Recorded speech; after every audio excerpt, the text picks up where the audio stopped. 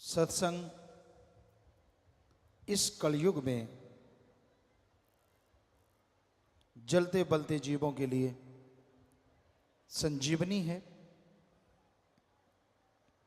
काम वासना, क्रोध, लोभ, मोह, अहंकार में जो लोग जल रहे हैं, बल रहे हैं, सत्संग में ओम, हरि, अल्लाह, गॉड, खुदा, रब, वाहिगुरु, ईश्वर का वो नाम मिलता है जिसका जाप करने से जन्मों जन्मों के पाप कर्म कट जाया करते हैं।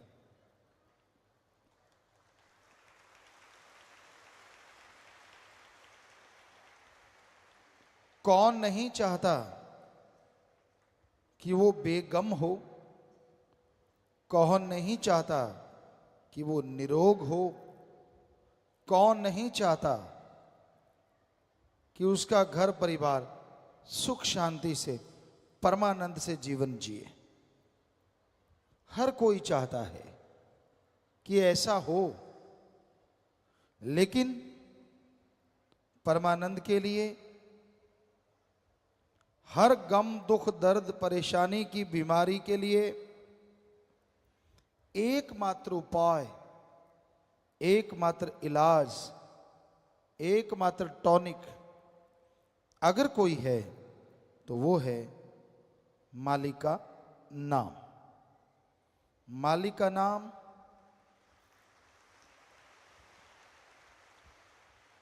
अनमोल है, पर वो बिना दाम के मिलता है। तुलसी जी कहते, ईश्वर नाम अमोल है, बिन दाम बिकाए। ईश्वर नाम अमोल है, बिन दाम बिकाए। तुलसी ये आचर्ज है, ग्राहक कम ही आए।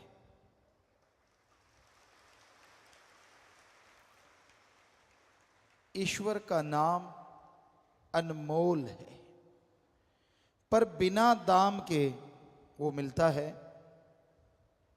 तुलसी जी कहते, आश्चर्यजनक बात ये होगी कलयुग में कि भगवान का नाम अनमोल होते भी फकीर बिना दाम के देंगे, लेकिन लेने वाले ग्राहक कम नजर आएंगे। वैसे देखा जाए तो आज राम नाम के ग्राहक बहुत बढ़ रहे हैं, लेकिन सारी जनसंख्या का देखा जाए तो तुलसी जी वाली बात बिल्कुल सच नजर आती है। हजारों में, लाखों में, महीने में लोग मालिक के नाम से जुड़ते हैं। ये कोई छोटी बात नहीं है। दिन रात ओम, हरि, अल्लाह, वाहिगुरु, गॉड, खुदा, रब की भक्ति इबादत में जुड़ने वाले बढ़ते जा रहे हैं। उतना ही काल महाकाल जलता है, तड़फता है, और बुराई के नुमाइंदे राम नाम को रोकने के लिए लाखों करोड़ों रुपए लोगों पे खर्च कर रहे हैं कि कैसे प्रभु का नाम रुके, कैसे कोई राम का नाम लेना बंद कर दे, कैसे कोई बुराइयां और बढ़ाए, बुराई को बढ़ावा मिले और राम नाम, अल्लाह, वाहिगुरु, ईश्वर का नाम रुके। परलय महाप्रलय भी राम नाम ना रोक सकी। ये तो चलता था, चलता है और चलता ही रहेगा। राम, अल्लाह, वाहिगुरु, गॉड, खुदा यानी सुप्रीम पावर, उसका नाम कभी भी खत्म नहीं होता।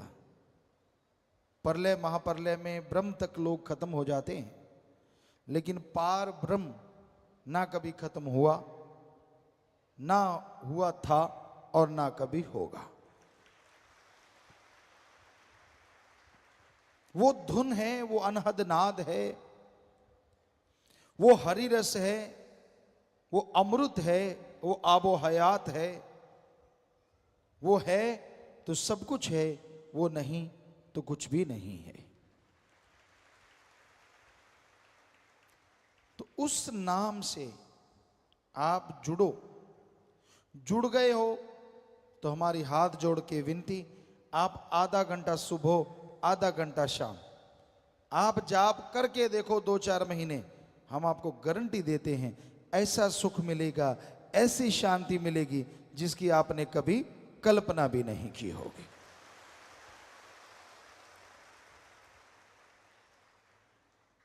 अब आप अगर जाप करते ही नहीं तो क्या किया जाए?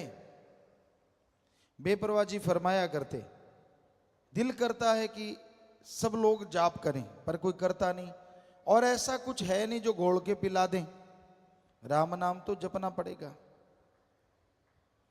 जादू टोना मंत्र सब रिद्धि सिद्धि में अटक के रह जाते हैं, अटका देते हैं। मालिक का नाम सुखों की खान है, और उसका जाप करते हैं, करते हुए जो ओढ़ निभा जाते हैं, दोनों जहां में उनकी जय जयकार होती है और उनका नाम अमर हो जाता है।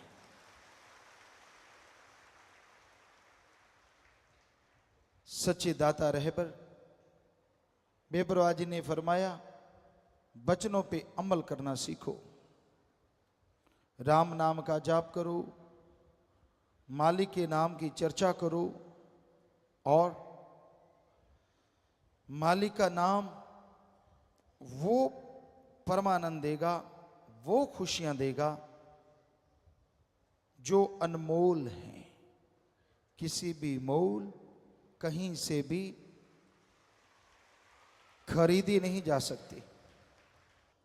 तो राम का नाम खुशियां लेके आता है,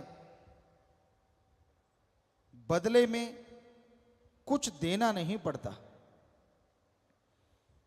ना पैसा देना पड़े, ना घर परिवार त्यागना पड़े। आप घर परिवार में रहते हुए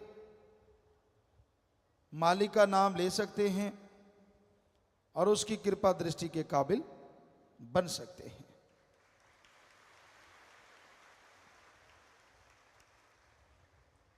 राम नाम जपने के लिए लोग सब कुछ त्याग देते हैं। इंसानियत की सेवा के लिए जो त्यागी तपस्वी यानी ब्रह्मचारी सतब्रह्मचारी बन जाते हैं, वो नसीबों वाले होते हैं। उनकी कुलें, उनके परिवार अति भाग्यशाली होते हैं।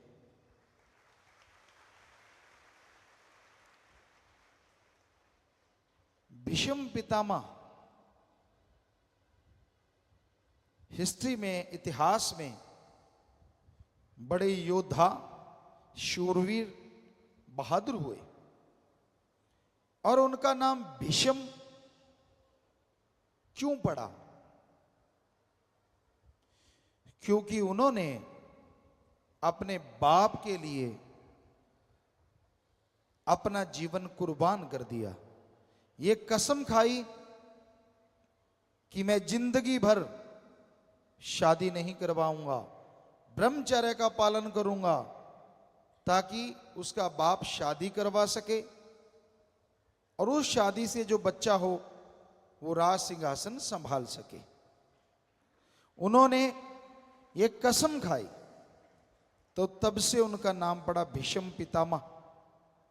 भीष्म भयंकर, हद से ज्यादा भयंकर प्रतिज्ञा उन्होंने तो अपने बाप के लिए की। और आज इस जलते बलते भट्ट में जो भी भाई बहन ये प्रतिज्ञा लेते हैं कि ताउम्र मालिक की याद में लगाएंगे, इंसानियत की सेवा में लगाएंगे, वो आप ही बताओ, एक अपने बाप के लिए प्रतिज्ञा करता है और एक भगवान की औलाद के लिए प्रतिज्ञा करता है, जिसमें उसका खुद का स्वार्थ नहीं होता, कौन महान है?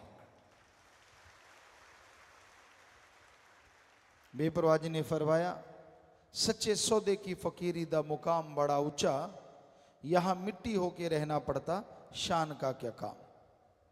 बस इतनी सी बात है, दीनता, नम्रता धारण करो, वचनों पे रह के सेवा करो। अरे जीवन में वो मकाम हासिल करोगे, वो खुशियां मिलेंगी जिसकी आपने कभी कल्पना नहीं की होगी। तो हे सेवादारों, हे इंसानियत की राह पे चलने वालों,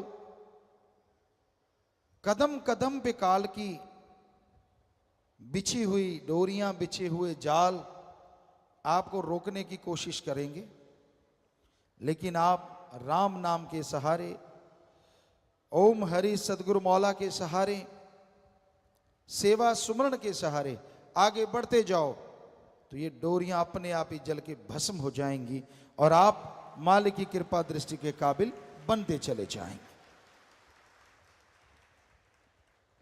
ये कौन से जाल हैं जो काल ने बिछा रखे हैं? काम वासना है जो इंसान को बुरी तरह भ्रमित कर देता है, बर्बाद कर देता है, कहीं का नहीं छोड़ता। फिर क्रोध है, क्रोध में आके लोग अपना बहुत कुछ बर्बाद कर लेते हैं। भाई भाई को खत्म कर देता है, बाप बेटे में झगड़ा है, बहुत कुछ ऐसा होता है जिसकी कल्पना भी नहीं होती, तो फिर भी आप बर्बाद होते हैं। फिर मोह ममता, अपने परिवार, अपने बच्चे, अपनी मां बहन बेटी, सब कुछ उसके लिए इंसान पागल हो जाता है, कुर्बान कर देता है। चाहे वो कितना भी गलत कर रहे हों, लोग बताएं कि भाई आपका बेटा आपकी बेटी गलत, नहीं मानता तो वो एक दिन उन्हें विष रूप बना देता है और खुद भी सारा परिवार कलंकित हो जाता है। फिर है लोभ लालच। लोभ है सर्व पाप का बाप। लोभ लालच यहां आया नहीं कि बाकी के पाप जुड़ते चले जाते हैं। इंसान भूल जाता है सब कुछ, अपनों का बुरा करता है। हम आपको बात सुनाया करते हैं, आज फिर ख्याल में आई। एक चोर था, बड़ा शातिर चोर, बड़ा ही शातिर, जिसे कभी कोई पकड़ नहीं पाया। इतनी सफाई से चोरी करता था कि कुछ पता ही नहीं चलता था, कोई सबूत नहीं। एक दिन बहुत धनाढ़ आदमी के घर सुबह हुई, नौकर चाकरों ने शोर मचा दिया कि दीवार टूटी हुई है, चोर ने चोरी की है, सेंध लगाई है। मालिक जागे, दौड़ के देखा, सारे अलमीरा वगैरह खुली पड़ी थी, संदूक खुले पड़े थे, एक बड़ी सी पोटली पड़ी थी। जब उसके पास गए, नीचे एक बड़ी सी पर्ची पड़ी थी, पोटली साइड में करी, उस पर्ची पे लिखा हुआ था, मैं वही शातिर चोर हूं जो किसी के पकड़ में नहीं आया। रात में आपके यहां चोरी करने आया, मैंने सारा कुछ इस पोटली में बांध लिया, हीरे जवाहरात सोना सब कुछ मोती इसमें हैं। मुझे भूख लगी, यहां आपके मर्तबान है, उसमें वाइट कलर का कुछ था। मैंने सोचा ये बूरा चीनी है, मैंने उसे खोला, हथेली पे रखा और यूं फांक लिया। ओ, ये बूरा चीनी नहीं, ये तो नमक है। मैं बहुत बुरा हूं, चोर ने बोला। चोर कहने लगा, मैं बुरा हूं, अवगुण है मेरे में, लेकिन मैं नमक हरामी नहीं कर सकता। मैंने आपका नमक खाया है, इसलिए ये सारा सामान छोड़ के जा रहा हूं। चोरों के भी कायदे, चोरों के भी इंसानियत होती है। आज घोर कलयुग है, लोग एक चुटकी नहीं, ट्रकों के ट्रक, ट्रालियों की ट्राली नमक खा जाते हैं। और माया रानी जब सूंघती है, माया रानी सूंघा दी जाती है तो पल में अनाप शनाप शुरू हो जाता है। जो राम नाम के गुण गाते हैं वो राम नाम को उल्टा बताना शुरू कर देते हैं। अब खुद ही देखिए इंसान कितना गिर चुका है लोभ लालच में, हद से ज्यादा। तो ये है लोभ लालच, और वो दुखी होते हैं, कुलें तक डूब जाती हैं, जीते जी परेशान रहते हैं, मरणोपरांत नरक में जाते हैं। फिर है अहंकार, किसी को अपने धर्म का, किसी को जात का, किसी को राज पहुंच का, किसी को पैसे का, किसी को औलाद का, किसी को शरीर का। बड़े अहंकार हैं इस जमाने में, इस दुनिया में। और उस अहंकार के घोड़े पे सवार जब इंसान हो जाता है तो अपना ही बुरा करता रहता है, दूसरों का बुरा नहीं होता। अहंकार को मार है, इसलिए अहंकार ना करो। रावण से बढ़ के और कोई मिसाल हो नहीं सकती, उदाहरण हो नहीं सकता। सब कुछ था रावण के पास, चारों वेदों का टीकाकार पंडित, यानी कहीं से भी कोई दोहा बुलवा लो, अगली लाइन बोल देता था, उसकी व्याख्या कर देता था। सफल, अति सफल राजनीतिज्ञ। जब वो मरना सन था, श्री राम जी ने लक्ष्मण को बोला था, लक्ष्मण जा इसको राजनीति में गुरु बना ले। ये बहुत सफल राजनीतिज्ञ है, जबरदस्त वेद शास्त्रों का ज्ञाता है। ये इतिहास गवाह है और ये सच है। और वही रावण जब चाहे बरसात करवाए, सूरज चंद्रमा की रोशनी से खाना बनवाए, एटम परमाणु कंधे पे टांग के घूमता जाए। सफल क्लोन ज्ञाता, खुद के 3 या 4 बेटे थे, बाकी सब क्लोन थे। 1 लाख बेटा, 1.25 लाख आगे नाती, यानी सफल क्लोन ज्ञाता। इतना जबरदस्त आदमी, इतना टैलेंटेड आदमी। एक ही बुरा कर्म किया, अहंकार किया कि मुझे मौत भी नहीं हरा सकती, तो 1 लख पूत 1.25 लाख नाती, तेरा वनगर दिया ना बाती। इसलिए अहंकार ना करो। बड़े बड़ों को अहंकार ने चकनाचूर कर दिया, खत्म कर दिया। ईगो, अहंकार मिटा दो। खुद ही मिटाओगे खुदा आएगा, खुद ही मिटाओगे तो खुदा बिगड़े काम बनाएगा। यानी अहंकार त्याग दो, दीनता, नम्रता रखो, दीन बन के रहो, नम्र बन के रहो। हर समाज में आपको कोई अच्छा कहेगा और रूहानियत में आप तरक्की करते चले जाएंगे, कोई बाधा नहीं आएगी। तो भाई ये 5, फिर मन माया, वो तो है ही जबरदस्त। इनके मुखिया हैं, 5 के हेड हैं। मन भरमाता है और माया आदमी को सब्ज बाग दिखाती है। पैसों के लिए लोग पागल हुए फिरते हैं। अरे हमने देखा ऐसा राजस्थान में, गरीब के इलाके में, गरीबी के इलाके में, आपने भी यूपी साइड में गरीबी इलाके में देखा होगा। बहुत पहले की बात है, 5-5, 10-10 रुपए के लिए लोग, भाई बहन अपनी इज्जत बेचते हमने देखे हैं, सिर्फ 5-10 रुपए के लिए। आज का माने तो 100-500 के लिए। तो अब आदमी को अगर ज्यादा पैसा मिलता है और इज्जत भी लुटानी नहीं पड़ती, तो वो कुछ भी कह सकता है, कुछ भी बोल सकता है। ऐसा है ये घोर कलयुग। लोग पैसा उठाए घूमते हैं कि तू भाई ये कर दे, तू वो कर दे, तू फला कर दे। लोग गुमराह हो जाते हैं, उनके हाथों की कठपुतली बन जाते हैं। आज समाज में आम देखने को मिलता है। सब कायदे कानून भूल के उसी में लग जाते हैं। तो भाई इस कलयुग में इन 7 ने भयंकर तूफान खड़े कर रखे हैं। किसने? काम वासना, क्रोध, लोभ, मोह, अहंकार, मन माया ने। सातों के चक्रव्यूह में लोग बुरी तरह से टाइट होते जा रहे हैं। बचेंगे वो और बचे हैं वो जिनके माँ बाप का अच्छा साया है, अपने गुरु पीर फकीर के वचनों पे जिन्होंने अमल कमाया है, कमाएंगे वो बच जाएंगे। ये सातों को वो ही धूल चखाएंगे, वरना ये सात किसी के काबू नहीं आएंगे।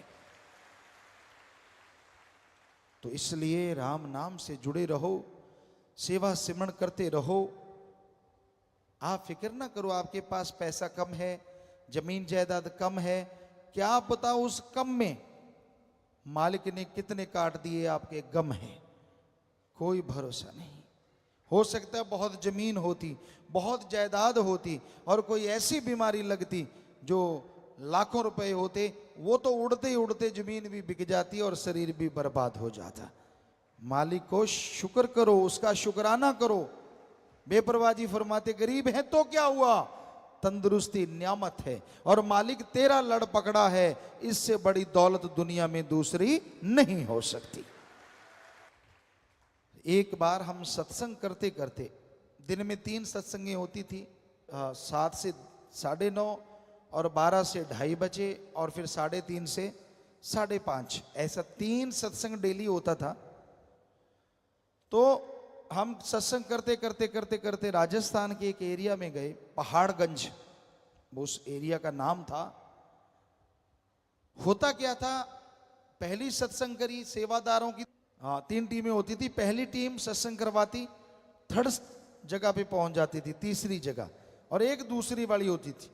तो दूसरी वाली सत्संग करवाने के बाद टेंट वगैरह लगवाने के लिए तीसरी टीम के साथ जंगलों में चली जाती थी कि यहां सत्संग होना है। अगले दिन का आसपास के जंगलात, खाली जगह, वहां टेंट लगाते थे और जंगल में हम सब लोग रुका करते थे टेंटों में। तो उस पहाड़गंज एरिया में सत्संग होना था, 3 सत्संगें हुई। हम रात को पहुंचे तो हमें बताया कि पिताजी यहाँ पास में एक गरीब परिवार रहता है, 2 मियाँ बीबी बुजुर्ग, काफी उम्र थी उनकी, बुजुर्ग थे। तो कहते उनका मकान एक सही है, एक की आधी छत गिरी हुई है, गरीब हैं, पैसा नहीं है। तो हमने कहा फिर, कहते हमने उनको बोला कि आटा ले लो। वो कहते गुरुजी आएंगे, यहाँ रुकेंगे, हमारा कुएं का पानी पियो, कोई हर्ज नहीं, पर क्या हमें कुछ देना पड़ेगा? सेवादार कहते नहीं, आपको कुछ देना नहीं पड़ेगा, बल्कि हम आपको आटा देते हैं, आपकी छत बना देते हैं, घर बना देते हैं। वो हाथ जोड़ के खड़े हो गए, दोनों बुजुर्ग बागड़ी परिवार। कहने लगे भाई हो सके तो माने थारे गुरुजी से मिला दो, कि अगर हो सकता है तो आप हमें आपके गुरुजी से मिला सकते हो। वो कहते हाँ। तो हमें कहने लगे गुरुजी उनको मिलाएं। हमने कहा जरूर मिलाओ। बुलाया, दोनों बेचारे बुजुर्ग, लगभग 70-80 साल के बीच की उम्र, मियाँ बीबी। हमने कहा बोलो बेटा, हम आपकी क्या सेवा कर सकते हैं? आंखों में आंसू आ गए। कहते गुरुजी पहली बात तो ये, आज तक कोई भी संत फकीर आया हमसे भी पैसा लेके गया, हालांकि हमारा आधा घर गिरा हुआ है, इतनी फसल नहीं होती, लेकिन पहले आप फकीर हैं जिसके भक्त ये कहते हैं हम आपका घर बना दें, आपको आटा दे दें, तो हमने ये नहीं लेना। हमने कहा फिर और क्या चाहिए? ध्यान से सुनने वाली बात है। हमने कहा फिर आपको क्या चाहिए? वो दोनों के हाथ कांप रहे थे, ऐसे ऐसे बुजुर्ग थे। कहते गुरुजी हमें ज्यों का त्यों वो सीन याद है, रात थी, लाइटें जगी हुई थी और थोड़ा थोड़ा अंधेरा था। कहने लगे गुरुजी अगर हमें कुछ देना है तो हमें राम से मिला दो, भगवान से मिला दो, हमें भगवान चाहिए, धन दौलत जमीन जायदाद नहीं चाहिए। वाह, ये है इंसानियत, ये है मानवता। गरीबी हुई तो क्या हुआ, भगवान ने हमें उनके घर जा छोड़ा। जितना मर्जी जोर लगाते कहीं जगह नहीं मिली, उनके घर के पास ही जगह मिली, जंगलों में, बस आसपास जंगल था, गांव नहीं था, उनका एक घर था, वहीं पानी मिला, कहीं पानी ना मिला उस रात। तो ये है उनकी सच्ची तड़फ। अगले दिन उन्होंने नाम लिया, गुरु मंत्र का जाप किया और नाचने लगे कि हमें सच्चा मोक्ष मिल गया है, सच्ची भक्ति का तरीका मिल गया है। ये है इंसानियत, आज भी जिंदा है। आज भी माँ बाप के अच्छे नेक बच्चे हैं जो दृढ़ता से, हिम्मत से सतगुरु के उन वचनों पे अमल करते हैं कि सारी दुनिया एक पास से, मेरा सतगुरु प्यारा एक पास। दुनिया को, दौलत को, शोहरत को ठुकरा देते हैं और अपने भगवान अल्लाह सतगुरु राम से हमेशा नाता जोड़े रखते हैं। तो धन्य ऐसे माँ बाप, धन्य ऐसे बच्चे, धन्य ऐसी कुलें जिनमें ऐसी औलादें, सेवादार जन्म लेते हैं। तो भाई यही आज के दौर का, आज के समय का बयान है, हकीकत है कि आज के दौर में क्या हो रहा है, कितना घोर कलयुग है। गुंडागर्दी, नशा प्रस्ती आम है और राम नाम के लिए लोग रोकते हैं, भक्ति इबादत के लिए रास्ते